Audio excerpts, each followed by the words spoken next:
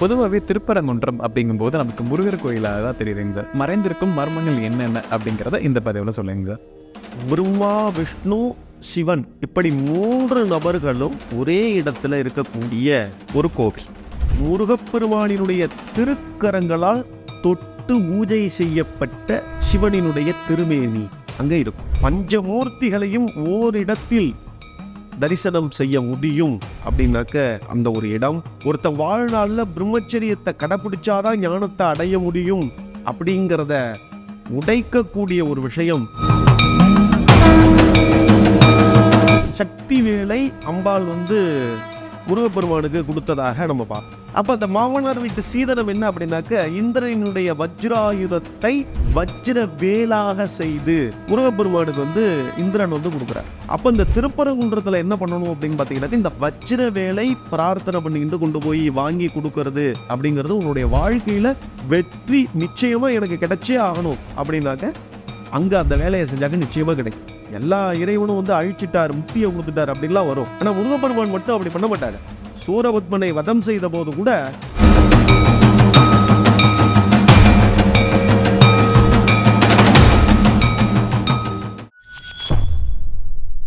பக்தி பிளஸ் அனைவருக்கும் வணக்கம். இன்று நம்மோடு இணைந்தவர் ஸ்ரீ கார்த்திகேயன் சுவாமிகள் அவர்கள். வணக்கம் சார்.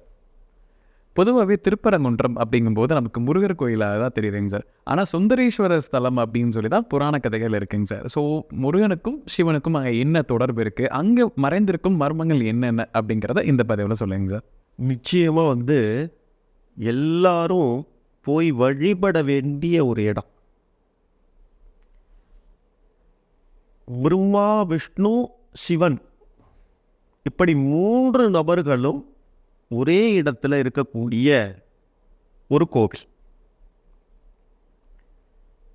அடுத்ததாக முருகப்பெருமானினுடைய திருக்கரங்களால் தொட்டு பூஜை செய்யப்பட்ட சிவனினுடைய திருமேனி அங்க இருக்கும்.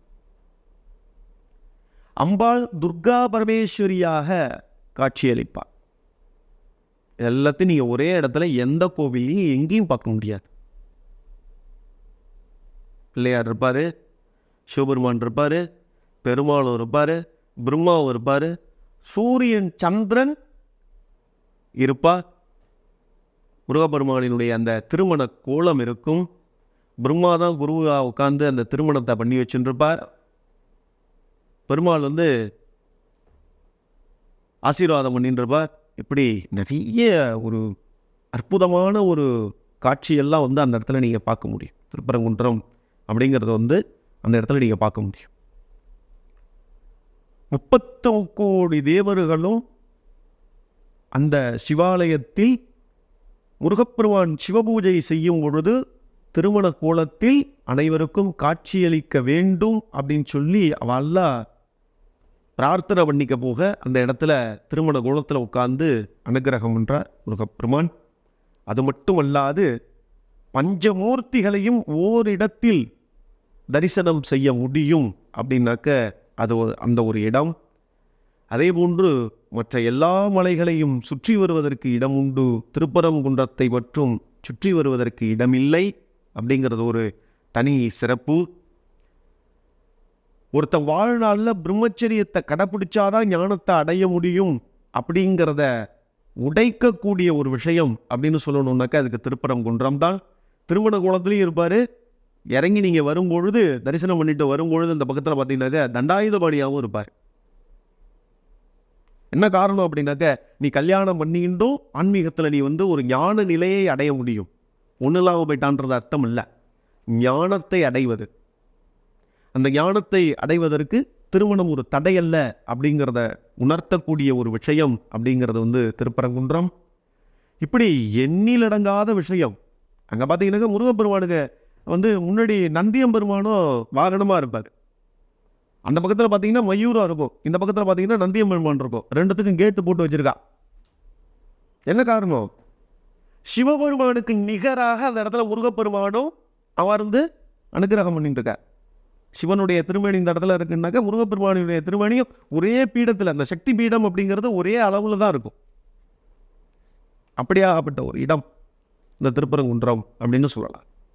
திருப்பரங்குன்றத்தில் இருக்க முருகப்பெருமானுக்கு ஒரு தனி சிறப்புகள் இருக்குது அப்படின்னா அது என்னவா இருக்குங்க சார்? நம்ம சிக்கல்ல சக்தி வேலை அம்பாள் வந்து முருகப்பெருமானுக்கு கொடுத்ததாக நம்ம பார்த்தோம்.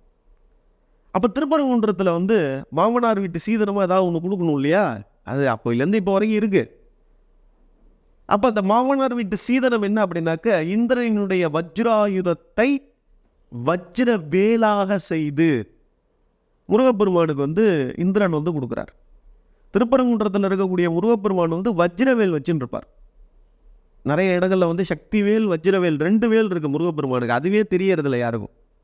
இந்த வஜ்ரவேல் அப்படிங்கிற அந்த ஒரு வேல் அப்படிங்கிறது முருகப்பெருமானினுடைய திருமண சீதனமாக இந்திரனால் முருகப்பெருமானுக்கு கொடுக்கப்பட்டது அப்படிங்கிறது ஒரு தனி சிறப்பு.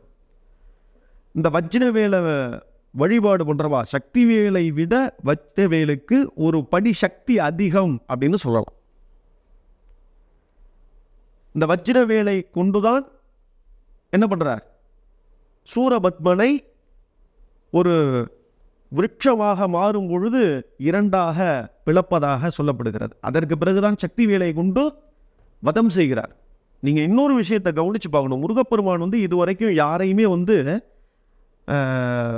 அழிச்சிட்டார் அப்படின்றதே கிடையாது. முருகப்பெருமானினுடைய இந்த ஸ்கந்த புராணத்தில் வந்து நீங்கள் படிச்சீங்க அப்படின்னாக்கா ரொம்ப அற்புதமாக இருக்கும். எல்லா இறைவனும் வந்து அழிச்சிட்டார், முக்தியை கொடுத்துட்டார் அப்படின்லாம் வரும். ஆனால் முருகப்பெருமான் மட்டும் அப்படி பண்ண மாட்டார்.